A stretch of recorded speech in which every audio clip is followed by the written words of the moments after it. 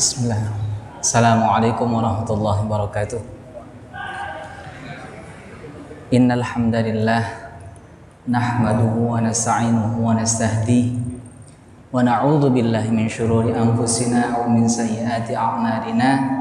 May yahdihillahu fala mudilla lahu wa may yudlil falan tajida lahu waliyyan mursyida.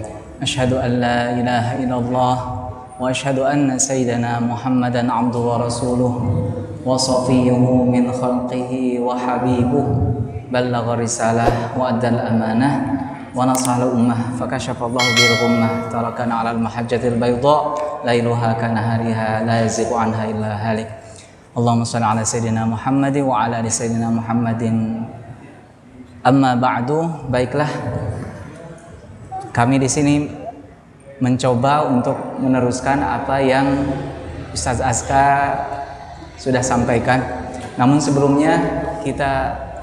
kita memulai halaqah atau mudarasah kita bersama, baiklah kita bersama-sama membaca Al-Fatihah dengan harapan apa yang kita niati, apa yang kita lakukan menambah keimanan kita, menambah kedekatan kita kepada Allah, menambah kecintaan kita kepada Allah, dan membuat kita lebih dicintai oleh Allah dan Rasulullah sallallahu alaihi wasallam. Ala hadhihi niyyah wa ala kulli niyatin shalihah. Al-Fatihah.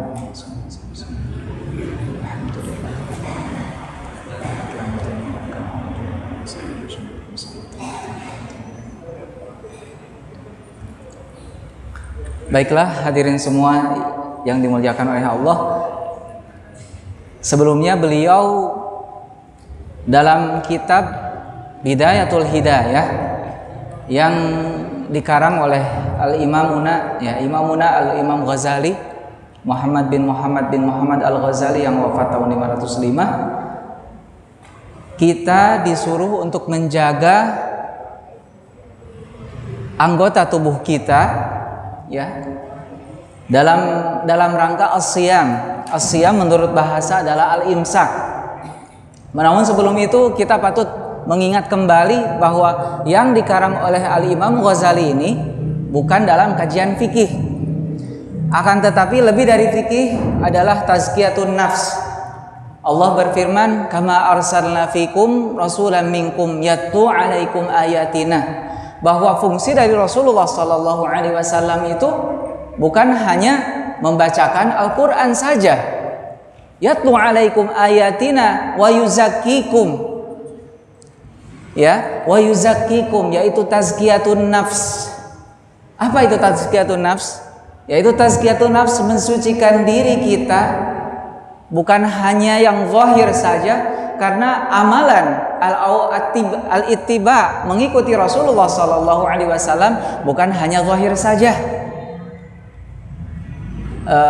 Dan patut kita ingat ya, di surat Ali Imran ayat 31 ketika Allah berfirman, in kuntum tuhibbunallaha fattabi'uni, yaitu al-ittiba, yaitu mengikuti Rasulullah sallallahu alaihi wasallam. Akan tetapi banyak orang-orang di sini yaitu ketika membaca atau menelaah ayat ini hanya fokus terhadap al-ittiba saja, yaitu penampakan yang seolah-olah zahirnya saja, akan tetapi melupakan syarat yang diungkapkan ya. Fi'lu syartin, kan ada jawab syarat, ada fi'lu syarat dalam ilmu nahwu.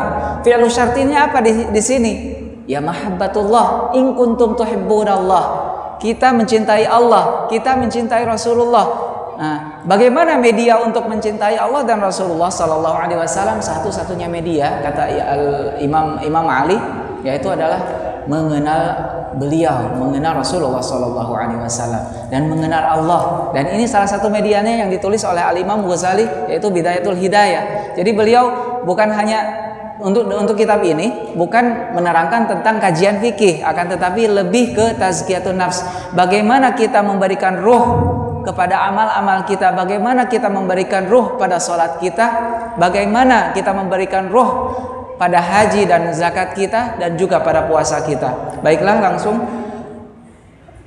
qala musannif rahimahullah wa nafa'na bihi wa bi ulumi fid dharain amin.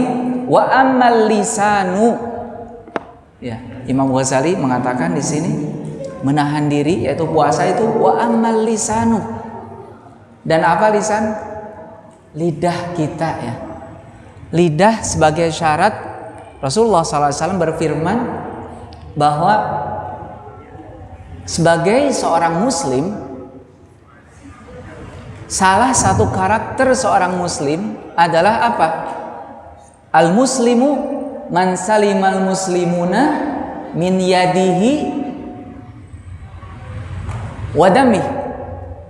Jadi salamatul lisan minadzam, yaitu selamatnya lidah kita dari mencela orang atau berkata-kata buruk. Wa salamatul yad minaddam, yaitu bersihnya atau terhindarnya tangan kita dari apa? Dari pertumpahan darah.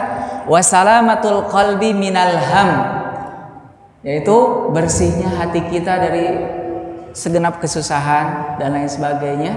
Karena apa? Karena kita merasa tenang. Yang merawat kita siapa? Yang mencintai kita siapa? Yang melahirkan kita siapa? Yang memilih kita untuk ada di dunia ini dan insya Allah nanti dikumpulkan menjadi umat Rasulullah itu siapa? Maka ketika kita memahami hal itu, kita akan tenang. Tapi dengan dua syarat yang demikian. Kalau seseorang masih belum bisa menjaga lisannya, Rasulullah SAW bersabda, dia bukan, karakternya tidak memiliki karakter seorang muslim. Baiklah, fa innama khuliqalaka, sesungguhnya atau khalaqalaka, Allah menciptakan lisan tersebut laka untuk engkau, litaktsura bihi, supaya memperbanyak dengan lisan tersebut apa? Zikrullah taala. Karena menurut hadis yang dikemukakan bahwa ad-dunya mal'unatun, bahwa seluruh alam dunia ini tercela atau terkutuk ya, terlaknat. Kok bisa ya Rasulullah? Ya terlaknat. Kalau kita membicarakan atau menghabiskan seluruh umur kita dengan sesuatu yang tidak berguna. Akan tetapi ada yang tidak tercela, itu apa? Illa dzikrullah wal alim wal muta'allim. Ya alhamdulillah kita di sini yang tadi belum sempat berniat, kita di sini niatkan apa yang atau duduknya kita di tempat ini untuk zikrullah, untuk mengingat Allah Subhanahu wa taala, untuk mengingat Rasulullah sallallahu alaihi wasallam, untuk mengingat atau sekedar mengingatkan bagaimana kita mencari jalan yang tepat untuk mendekati Allah dan Rasulullah sallallahu alaihi wasallam. Litaktsura bihi dzikrullah taala wa tilawati kitabihi, dan membaca kitab yaitu Al-Qur'an. Ya mudah-mudahan kita masih diberikan keberkahan ya, sebagaimana orang-orang terdahulu, walaupun mungkin ada jeda atau ada penghalang yang sangat jauh ya. Jika kita mencontoh bagaimana seorang Utsman bin Affan, beliau dalam sholatnya 2 rakaat itu beliau membaca 30 juz. Dan bukan main-main ya. Akan tetapi seperti itulah. Ya, kalau seandainya Allah sudah memberikan rizki kepada kita keberkahan dari waktu, seolah waktu itu tidak berjalan, dan Allah menyenangi hamba-hamba yang demikian. Kalau kita tidak mampu 30 juz dalam sholat kita, ya setidaknya mungkin 1 juz, ya, walaupun hal itu sulit ya, bagi saya pribadi pun sulit ya. Akan tetapi setidaknya kita membaca Al-Quran dalam 1 hari kita. Kemudian fungsi dari lisan tersebut, wa turshidu bihi khalqallah, dan menunjukkan dengan lisan tersebut yaitu makhluk-makhluk Allah Ta'ala ila tariqihi, untuk menunjukkan jalan kepada Allah. Karena syariat memberikan kita ruang untuk apa? Memberikan kita ruang untuk meluaskan rahmat Allah dengan apa? dengan muamalah kita, memberikan kita ruang untuk apa? Untuk memberikan solusi bagi mereka yang sulit terpenjara akibat kungkungan maksiat. Dan syariah, perlu diingat, syariah tidak pernah menyuruh kita untuk membuktikan bahwa kita tercerahkan, sedangkan orang lain ada dalam kemaksiatan. Salah satu ulama di Mesir yang namanya Syekh Muhammad Al-Ghazali, bukan Imam Ghazali ya. Kalau Imam Ghazali beliau wafat 505 Hijriah. Akan tetapi ini namanya Muhammad Al-Ghazali. Ya, beliau seorang dai dan seorang ulama. Suatu saat ditanya oleh seseorang, ya, orang pemuda yang masih semangat, ya, masih mungkin semangat hijrah, akan tetapi mungkin belum terarahkan, ya. Bagaimana pertanyaannya? Ya Syekh, ma hukmu tarikus shalah? Apa hukum orang yang meninggalkan salat?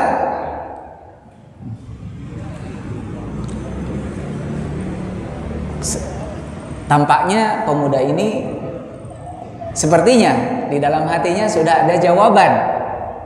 Akan tetapi seorang syekh tersebut menangkap gestur atau menangkap mimik dari orang tersebut, bahwa yang diinginkan si pemuda itu apa, ya. Akhirnya beliau jawab apa? Apa hukum orang yang meninggalkan sholat? Kata beliau, wahai pemuda, hukum orang yang meninggalkan sholat, jika kamu melihat orang yang tidak sholat, maka apa yang harus kamu lakukan? Ambil tangan dia, bawa dia atau ajarkan dia sholat, dan ajarkan supaya dia menyelangi sholat tersebut. Dan beliau mengeluarkan kata-kata yang patut kita terapkan dalam hidup kita. Kun da'iyan qabla an takuna qadiyan. Jadilah pengajak yang baik, jadilah duta-duta Islam yang baik sebelum engkau memvonis orang lain. Bisa jadi orang yang di hadapan kita tidak sholat karena apa? Tidak paham tentang sholat itu, tidak paham tentang hikmah sholat. Dengan muamalah kita, maka kita ajarkan seperti itu. Wa tursyidu bihi khalqallahi ta'ala ila tariqihi, untuk ke jalannya. Wa tadharu bihi, dan dengan lisan tersebut kita bisa mengungkapkan ma fi dhamirika, apa yang ada di dalam hati engkau, min hajati dinika, dari keperluan agamamu, wa dunyaka, dan bagi keperluan duniamu. Untuk sebagai contoh bagaimana cara menjaga lisan kita.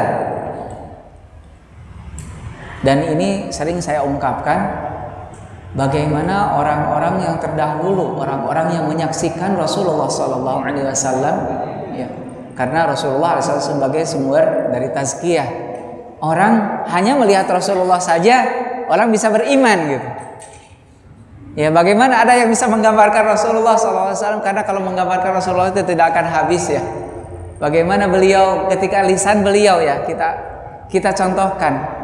Apa? Kita jadikan contoh, ya, Rasulullah SAW dalam tazkiyatun nafs. Jadi salah satu hadis yang diriwayatkan oleh Sayyidina Hindun Ibni Halah, ya, menjelaskan bahwa Rasulullah SAW ketika berbicara itu diakhiri dengan syadak, ya, itu jadi tidak memenyongkan mulut, akan tetapi diakhiri dengan senyum. Dan orang yang sudah belajar qiraah akan menemukan, atau qiraah dalam artian di sini bacaan Quran, ya, yang sanadnya atau silsilahnya menyambung ke Rasulullah SAW, Bagaimana cara Rasulullah Sallallahu Alaihi Wasallam dalam berbicara? Beliau mengatakan kalau seandainya Rasulullah Sallallahu Alaihi Wasallam membaca Al-Quran atau mengucapkan kalimat apapun, beliau akan diakhiri dengan senyuman. Contoh, saya contohkan, walaupun ya jangan dibayangkan jangan sangat jauh ya Rasulullah seperti apa. Jadi Rasulullah SAW mengucapkannya seperti apa? Bismillahirrahmanirrahim. Jadi berakhir dengan senyuman, karena ada beberapa huruf, mungkin 7 ya, yang huruf tersebut yang tidak yang posisinya tidak menjadi senyuman gitu kan. Akan tetapi selebihnya semua huruf hijaiyah itu berakhir dengan senyuman, yaitu infitah. Yaitu seperti itu. Rasulullah Shallallahu Alaihi Wasallam mengajarkan kita, mendekati kita bahkan dalam bacaan Quran kita. Jadi tak salah kalau Allah Subhanahu Wa Taala dalam surat Al-Hujurat ya, kalau nggak salah ayat ke-6 mengatakan bahwa wa'alamu anna fikum Rasulullah, dan ketahuilah bahwa di dalam diri kalian itu ada Rasulullah Sallallahu Alaihi Wasallam, walaupun kita tidak menyadari ya hal itu. Kemudian Imam Ghazali menyebutkan di sini, fa idza sta'maltahu fi ghairi ma khuliqa lahu, seandainya ada orang yang menggunakan lisan itu terhadap sesuatu yang tidak dipakai, tidak dimaksudkan untuk penciptaan tersebut, faqad kafarta ni'matallahi ta'ala, maka sesungguhnya engkau telah kufur ya. Karena ini berbicara bukan dalam area fikih, akan tetapi area tazkiyatun nafs. Jadi apa? Tazkiyatun nafs itu pembersihan diri. Maka yang kufur dimaksudkan di sini adalah bukan kufur keluar dari Islam, akan tetapi tertutup dari jalan orang-orang yang saleh. Kita melihat bagaimana Sayyidina Abu Bakar dalam menjaga lisannya supaya tidak tergelincir terhadap sesuatu yang tidak diridhai oleh Allah. Beliau melakukan apa? Dalam sebuah riwayat mengatakan bahwa beliau meletakkan batu atau semacam kerikil kecil di bawah lisan beliau. Apa yang beliau lakukan? Beliau lakukan itu untuk bertasbih, mengingatkan beliau sehingga tidaklah mengucapkan sesuatu melainkan sesuatu yang berharga, yaitu tasbih. Naudzubillah, subhanallah. Sekarang mudah sekali ya, setan itu sudah memperdaya kita. Kita diberi kesempatan oleh Allah Subhanahu wa taala waktu, banyak orang pergunakan untuk menghibah.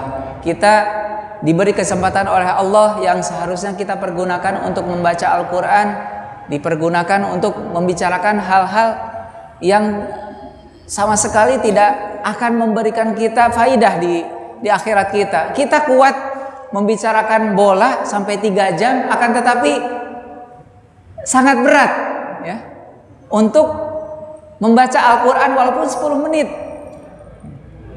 Ada yang merasa seperti itu?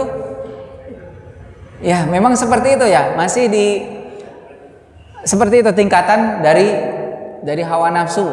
Yang pertama, hawa nafsu itu menurut sebagian ulama ya, ada yang mengatakan bahwa hawa nafsu itu ada 7 tingkatan ya. Ada ammarah, kemudian lawamah, nanti baru tingkatan yang keempat baru orang-orang yang baik ya. Semakin kita memaksakan diri kita untuk apa? Untuk sebagaimana untuk berpuasa. Puasa dalam arti kata lughah ya. Dalam arti kata bahasa. Puasa as-siyam bimakna fil lughah, yaitu dalam bahasa itu apa? Al-imsak. Menahan diri, menahan lisan kita dari segala sesuatu yang tidak berguna, melainkan memperbanyak zikir terhadap Allah, memperbanyak zikir dan memperbanyak bacaan Al-Quran. Kemudian wa huwa aghlabu a'dha'ik, dan lisan itu apa? Lisan itu begitu dominan daripada apa? Daripada anggota tubuh yang lain yang kita miliki. Wa ala sairil khalqi, ya, Dan juga begitu dominan kita, hidup kita kadang, coba kita perhatikannya, dengan innaha kalimah. Allah Subhanahu wa taala mengatakan dalam Al-Qur'an, innaha kalimah, dengan satu kalimat bisa memasukkan kita ke dalam surga. Kalimat apa itu? La ilaha illallah. Man kana akhiru kalamihi la ilaha illallah dakhalal jannah. Barang siapa orang yang akhir dari nafasnya dia mengucapkan la ilaha illallah, maka akan masuk surga. Akan tetapi bagaimana caranya supaya kita dapat atau mampu mengucapkan la ilaha illallah itu di akhir hayat kita? Apakah kita siap-siap dengan jam kita atau bagaimana? Ternyata satu-satunya cara yang bisa membuat kita selamat atau membuat kita mudah mengucapkan la ilaha illallah yaitu membiasakannya dari sekarang. Dan memang sebenarnya la ilaha illallah itu sendiri sama Allah sudah dimudahkan. Buktinya apa? Coba semua bilang la ilaha illallah. Rasakan, apakah mulut bergerak atau tidak? Bisa gak? Tidak. Dalam sakaratul maut, ketika sakaratul maut itu anggota tubuh kita akan sulit untuk bergerak. Dan subhanallah ya, coba kita lihat nikmatnya Allah. Kenapa itu sebuah nikmat? Allah mensyaratkan seseorang untuk mengatakan la ilaha illallah di akhir hayatnya supaya masuk surga. Dan bisa kita lihat, la ilaha illallah tanpa menggerakkan mulut pun kita bisa. La ilaha illallah. Itu Allah memudahkan bagi kita untuk memasuki surganya Allah bagi yang mau. Dan mungkin seseorang pernah bertanya kepada seorang ulama yang mengatakan bahwa kenapa akhir dari kata-kata seseorang muslim ya supaya masuk surga, kenapa la ilaha illallah tidak la ilaha illallah Muhammadur Rasulullah? Ya, ini memang sumbernya bukan hadis, akan tetapi dari beliau ada dalam Islam itu mujarrobat ya, ada sesuatu yang biasa digunakan oleh orang-orang soleh, akan tetapi ya walaupun bukan bersumber dari hadis, dan banyak yang bukan bersumber dari hadis, akan tetapi tetap dilaksanakan seperti apa, dan itu sesuai dengan hadis. Karena yang bid'ah itu kalau kita kaji dari segi linguistik itu bahwa yang dicela itu laisa fihi laisa fihi amruna. Jadi sesuatu yang keluar dari Islam sama sekali baru itu dibilang dari bid'ah. Akan tetapi kalau seandainya kita melaksanakan silaturahmi pada Idul Fitri, kita melaksanakan silaturahmi kepada saudara-saudara kita misalkan tiap seminggu sekali, itu bukan bid'ah, karena itu ada dasarnya dalam Al-Qur'an. Ada dasarnya dalam As-Sunnah. Ya, Al-Qur'an mengatakan li ta'arufu. Itu ta'aruf mengenalkan diri kita kepada orang lain, itu adalah bagian dari ibadah kalau kita niatkan ibadah. Karena itu ada dalam Al-Qur'an. Jadi bukan segala sesuatu yang tidak ada zaman Rasulullah itu dikatakan bid'ah. Karena bid'ah itu bukan kajian linguistik, bukan kajian bahasa, akan tetapi kajian istilah fikih. Seperti itu. Wala yakubban nasu finnari wala yukabbun nasu, dan tidaklah seseorang ya ditelungkupkan atau ditenggelamkan ya orang-orang finnari di neraka, ala manakhirihim, ditenggelamkan dengan apa? Dengan posisi hidung di bawah badan, seperti itu. Illa hasaidu alsinatihim, atau illa hasaida alsinatihim, melainkan karena apa? Karena perbuatan lisannya.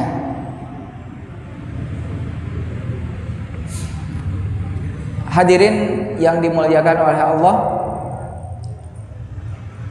Kemudian Al Imam Ghazali mengatakan di sini, fastabhir alaihi, maka kerahkanlah, ya, kerahkanlah kemampuan kamu terhadap lisan itu, terhadap penjagaan lisan, bighayati quwwatika, dengan seluruh kekuatan kamu, hatta la yakubbaka fi qa'ri jahannam, sehingga lisan yang kamu miliki itu tidak menjerumuskan kamu di apa? Di bagian paling bawah dari neraka jahanam. Dan kita patut menyontoh ya terhadap nabi kita. Dan dalam ilmu fadail ya, bagian dari ilmu kenabian, ilmu fadail itu apa? Ilmu yang menerangkan tentang keutamaan para rasul ya di atas para rasul yang lain. Dan kita menggambarkan para ulama, beberapa ulama menulis tentang itu ya, karena ilmu an-nubuwah itu macam-macam ya. Ada ilmu sirah. Ilmu sirah itu apa? Ilmu sirah itu ilmu yang mempelajari tentang kehidupan Rasulullah Sallallahu Alaihi Wasallam semenjak beliau lahir sampai beliau ya apa intaqala ila ya, sampai beliau meninggal. Ada kemudian ilmu dalail ya. Ilmu dalail itu apa? Yaitu sesuatu yang menunjukkan sesuatu yang di luar dari kebiasaan ya, yang ditunjukkan oleh para nabi sebelum kenabian mereka. Rasulullah Sallallahu Alaihi Wasallam dalam sebuah hadis, inilah a'lamu annal hajar ya wasyajar yusallimuna alayya qabla bi'tsati, bahwa kata Rasulullah Sallallahu Alaihi Wasallam ketika beliau berusia 30 tahun, beliau mampu mendengar bahwa batu dan pohon-pohon bertasbih dan bersalam kepada beliau. Seperti itu. Ada dalail ya. Nanti ada ilmu khosais. Ilmu khosais itu apa? Yaitu kekhasan atau sifat-sifat yang dimiliki oleh Rasulullah SAW dan mu'jizatnya sebagaimana dituliskan oleh Imam, salah satunya Al-Khosais Al-Kubra, Imam Suyuti ya, yang menerangkan di sana beliau menyebutkan kurang lebih 3.000 mukjizat yang dimiliki oleh Rasulullah Sallallahu Alaihi Wasallam. Dan yang paling akhir yang saya maksud tadi tentang ilmu fadail, yaitu ilmu keutamaan Rasulullah Sallallahu Alaihi Wasallam dibanding dengan Rasul-Rasul yang lain. Kalau seandainya Nabi Musa membelah lautan, Rasulullah membelah apa? Mana yang lebih hebat ya? Membelah bulan ya, karena bulan lebih luas daripada lautan. Menghidupkan mayat atau menghidupkan yang sama sekali tidak memiliki nyawa, mana yang lebih mulia? Pernah mendengar ada sebuah hadis diriwayatkan oleh Imam Bukhari dan yang lainnya, yaitu pada suatu saat ya, Rasulullah Sallallahu Alaihi Wasallam ketika ada di Madinah, sewaktu itu pada awalnya ya, pada awal masuki Madinah, yang masuk Islam dari penduduk Madinah hanya 500 dari sekitar 8.000 orang Madinah. Kemudian kaum muslimin bertambah dan bertambah, sehingga pada waktu itu ada usulan kepada Rasulullah SAW, wahai Rasulullah, kalau sekarang bagaimana kalau saya usulkan membuat mimbar saja, supaya apa? Supaya orang yang jauh itu bisa melihat wajah engkau ketika engkau berkhutbah. Akhirnya Rasulullah SAW setuju terhadap usulan tersebut. Nah, ketika hari Jumat itu datang, apa yang terjadi? Ketika Rasulullah SAW menaiki mimbar, apa yang terjadi? Rasulullah SAW dan para sahabat semuanya mendengar ada tangisan. Tangisan dari mana? Apakah dari anak kecil? Bukan. Apakah dari orang dewasa? Bukan. Ternyata tangisannya muncul dari apa? Dari seonggok kayu yang biasa dijadikan bantal oleh Rasulullah SAW. Bayangkan, kayu karena kecintaannya terhadap Rasulullah SAW sampai bisa menangis. Kata Imam Hasan Al Basri, seorang tabi, harusnya kita malu dengan seongkok kayu tersebut. Kita malu. Pernahkah kita menangis kangen terhadap Rasulullah Sallallahu Alaihi Wasallam dalam hidup kita? Kalau yang pernah, bersyukur. Padahal kalau kita bandingkan Rasulullah Sallallahu Alaihi Wasallam dalam hadis yang diriwayatkan oleh Abdullah bin Mas'ud, Abdullah bin Amr, diriwayatkan oleh Abdullah bin Umar, itu Rasulullah berulang kali menangisi kita. Menangisi kita karena apa? Karena khawatir kondisi kita di yaumul qiyamah. Pernah suatu saat ketika Sayyidina Abdullah bin Mas'ud, ya, beliau adalah pembaca Al-Quran dan beliau suaranya luar biasa. Ya, beliau disuruh oleh Rasulullah SAW untuk membaca surat Al-Maidah. Kata Sayyidina Abdullah bin Mas'ud, ya Rasulullah, bagaimana mungkin saya membaca di hadapan engkau, sedangkan engkau membacanya dengan malaikat Jibril. Ya saya siapa gitu kan di hadapan engkau. Kata Rasulullah SAW, akan tetapi saya menyukai saya senang untuk mendengar Al-Quran dari apabila dilantunkan oleh orang lain. Ketika akhirnya Sayyidina Abdullah bin Mas'ud menyanggupi hal itu, ya, akhirnya ketika sampai pada ayat fakaifa idza ji'na min kulli ummatin bisyahid, fakaifa idza ji'na, dan bayangkan oleh kalian semua kalau yaitu saat ketika di yaumul qiyamah kami mendatangkan jiwa-jiwa dan mempertanggungjawabkan apa yang telah mereka lakukan di dunia. Wajibna bika syahida, dan engkau menjadi saksi, engkau wahai Rasulullah SAW menjadi saksi atas kelaliman mereka, atas kemaksiatan mereka, atas kedurhakaan mereka terhadap perintah Allah dan terhadap hukum-hukum Allah. Di saat itu Rasulullah SAW apa yang beliau lakukan? Menangis sejadi-jadinya, sampai beliau mengatakan ummati, ummati. Rasulullah SAW menangisi kita, menangisi kita. Pernahkah kita menangisi diri kita karena takut oleh Allah? Pernahkah kita menangisi diri kita sebagai bentuk kepedulian kita? Bagaimana nanti kalau di yaumul qiyamah, bagaimana posisi kita? Apakah kita termasuk orang-orang yang disyafaati oleh Rasulullah sehingga tidak merasakan panasnya matahari, harus antrian 50.000 tahun, yang satu hari saja itu selama 1.000 tahun katanya? Sanggupkah kita, ataukah karena kita terlalu dilupakan oleh dunia, jadi seolah-olah ya 50.000 tahun ya, kalau nonton YouTube tidak terasa, ya, seperti itu. Ya seperti itu. Rasulullah Sallallahu Alaihi Wasallam fastadhara, Imam Ghazali mengatakan fastadhir alaihi, maka pergunakanlah alaihi terhadap lisan tersebut bi ghayati quwwatika, dengan segenap kekuatan kamu, hatta la yakubbaka, sehingga kamu tidak dijerumuskan fi qa'ri jahannam, di dalam jahannam, neraka jahannam, pada lapisan yang paling bawah.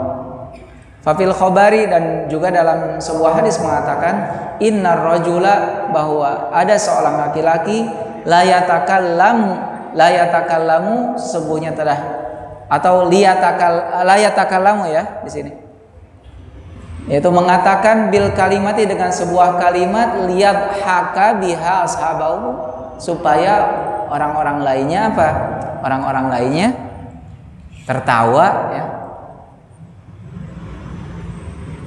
Fayahwi biha, maka dia terjatuh, atau kata-kata tersebut menjatuhkan dia fi qa'ri jahannam, ke dalam neraka jahannam, sab'ina kharifan, yaitu yang jauhnya, ya kalau orang dijatuhkan yaitu 70 musim gugur itu, jadi saking jauhnya. Dalam artian, maksud dari hadis di sini apa? apakah hidup Rasulullah SAW terlalu serius ya? Tidak ada gurau, senda gurau. Rasulullah SAW bergurau juga kan, tetapi Rasulullah hanya berguraunya terhadap sesuatu yang apa? Yang hakiki. Pernah suatu saat ya, ketika Rasulullah SAW duduk di samping dengan Sayyidina Abu Bakar, masing-masing dari beliau menyantap kurma, ya, kemudian Rasulullah SAW menaruh biji kurma di Sayyidina Abu Bakar gitu. Menaruh biji kurmanya. Jadi seolah-olah ya Sayyidina Abu Bakar yang memakan kurma yang banyak gitu kan. Kemudian ya karena orang yang paling dekat dengan Rasulullah melihat seperti itu, Sayyidina Abu Bakar melakukan apa? Sayyidina Abu Bakar apa yang beliau makan itu biji kurmanya diserahkan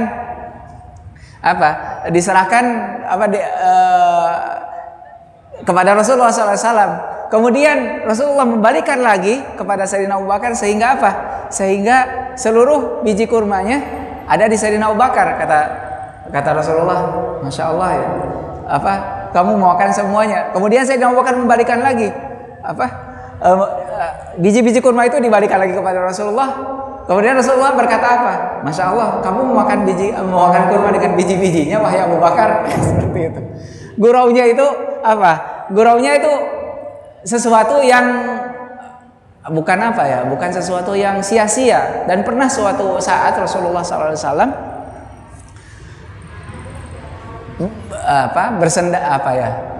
iseng lah, kalau dalam bahasa kita iseng, bukan iseng sih, astagfirullahaladzim, mungkin bahasanya agak lebih lembut ya,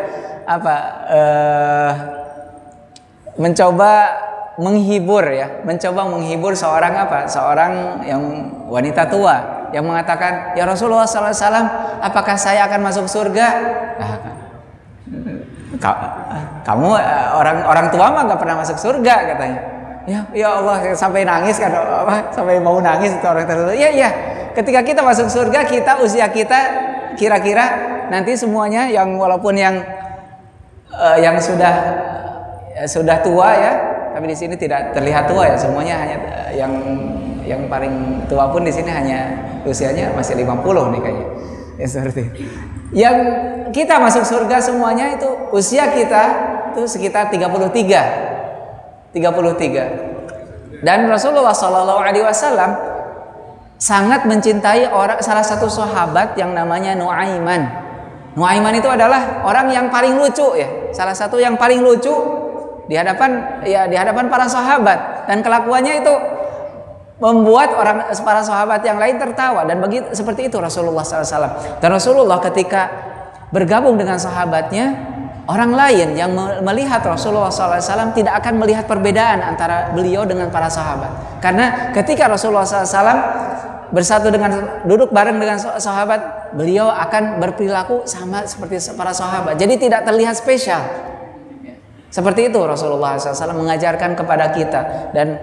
Dan ada sebuah kaidah ya, bagaimana kita berperilaku. Kata Rasulullah SAW, almaru bil salah seorang ulama mengatakan, Sidi Abdul Hasan Imam Syadili mengatakan, almaru bil ikhwan, bahwa kita itu harus toleransi, harus peduli terhadap saudara-saudara kita. Seperti itu Rasulullah SAW. Waruya annahu, dan diriwayatkan dalam sebuah hadis, annahu qutila syahidun, bahwa ada seseorang yang terbunuh dalam peperangan, fil ma'rakati, dalam peperangan, ala ahdi Rasulillah sallallahu alaihi wasallam, pada masa Rasulullah sallallahu alaihi wasallam. Faqala qail, maka salah satu sahabat berkomentar ya, hani'an lahu, selamat ya, enak sekali dia ya, yang telah gugur di medan perang menjadi syahid ya, hani'an lahul jannah, baginya tentunya surga. Faqala Rasulullah sallallahu alaihi wasallam, tapi Rasulullah SAW kemudian berkata, ma yudrik, memang kamu tahu ya, maksudnya Rasulullah SAW mengetahui bahwa orang yang gugur di medan perang itu, karena ada ya orang yang apa di Madinah itu, tapi bukan golongan dari sahabat ya, ada kelompok orang mereka ya, orang-orang munafiknya. Orang-orang munafik diantaranya Dzul Khuwaisirah ya, dan diantaranya Abdullah bin Ubay bin Salul. Ada setidaknya 5 madrasah kemunafikan yang ada di Madinah. Dan orang-orang tersebut Rasulullah SAW mengetahui, dan tentunya dan sebenarnya Rasulullah SAW telah mengabarkan kepada kita semua itu, dan dari sahabat yang mengingat orang-orang tersebut hanya Sayyidina Hudzaifah bin Yaman, yaitu aminus sir beliau ya. Hani'an lahu bil jannah, kata Rasulullah SAW, jangan engkau terburu-buru menghukumi, memvonis seseorang bahwa dia masuk surga. Ma yudrik, kamu tidak tahu, la'allahu kana yatakallam, karena orang tersebut bukan menjadi ahli surga karena apa? Dia suka berkata fi ma la ya'ni, mengomentari sesuatu yang tidak pantas dia lakukan, atau berkata sesuatu yang pantas dia ucapkan. Wa yabkhalu, dan dia tidak melaksanakan bima la yughni, sesuatu yang harusnya dia butuhkan. Apa yang dibutuhkan? Yaitu adalah zikrullah. Karena dengan zikir kita akan terangkat ya. Karena dengan zikir seolah-olah makhluk lain, dalam sebuah riwayat dan dalam surat Ad-Dukhan juga mengatakan, apakah langit dan bumi itu menangisi orang yang soleh? Dalam surat Ad-Dukhan mengatakan, fama bakat alaihimus sama wal ardu, dan langit dan bumi tidak akan menangisi orang yang kafir. Akan tetapi berarti mafhumnya atau mafhum mukhalafah dalam ilmu usul fiqh, berarti ada orang-orang yang ketika meninggalnya itu langit dan bumi menangis. Yaitu apa? Ya karena orang-orang tersebut senantiasa mendawamkan atau membiasakan zikir. Jadi ketika dia meninggal, maka kata-kata zikir yang selalu terangkat ke langit itu sudah tidak ada lagi, sehingga para malaikat menangisi. Bukan ada orang yang mengartikan bahwa beberapa ulama menafsirkan bahwa yang ditangisi itu ketika dunia hujan atau ketika langit hujan ya, menurunkan hujan. Akan tetapi yang benar bukan seperti itu, karena pada masa wafat Rasulullah SAW pun ya langit tidak hujan. Akan tetapi itu sesuatu yang mungkin mata kita tidak bisa mengindra ya. Hal sesuatu yang abstrak hanya bisa terindah oleh malaikat atau makhluk-makhluk yang lain. Fahfad lisanaka, maka di sini Imam Ghazali mengakhiri dengan apa? Dengan kata-kata muqaddimah ya, sebagai penjagaan terhadap lisan itu. Fahfad lisanak, maka jagalah lisan kamu min thamaniyatin, dari 8 hal. Yaitu diantaranya adalah bohong, dan diantaranya juga adalah tidak menepati janji dan sebagainya. Dan insya Allah hal tersebut ya, ke-8 hal itu akan diteruskan oleh Ustaz Aska. Hanya ini dari kami, semoga bermanfaat. Semoga apa yang kita kaji sekarang, yang kita dengarkan, membawa kita atau memudahkan kita untuk menjalani apa itu yang dinamakan tazkiyatun nafs. Dan sebagai pesan, segala sesuatu yang ada pada Rasulullah itu bisa menjadikan tazkiyatun nafs. Kita bisa mencontoh dari cara Rasulullah SAW melihat. Kita bisa mencontoh hanya melihat dari Rasulullah SAW saja, melihat dari matanya saja. Bagaimana Rasulullah terlihat matanya ada guratan-guratan merah, itu buktinya bahwa Rasulullah SAW banyak mempergunakan waktunya untuk Allah dan umatnya, hanya dari matanya saja, apalagi hal-hal yang lain. Baiklah, demikian. Barakallahu fikum, barakallahu li wa lakum fil Qur'anil Karim, wa nafa'ani wa iyyakum bima fihi minal ayati wa dzikril hakim. Dan saya akhiri untuk mudarasah atau majelis kali ini dengan doa kafaratul majlis. Subhanakallahumma bihamdika asyhadu an la ilaha illa anta astaghfiruka wa atubu ilaik. Wassalamualaikum warahmatullahi wabarakatuh.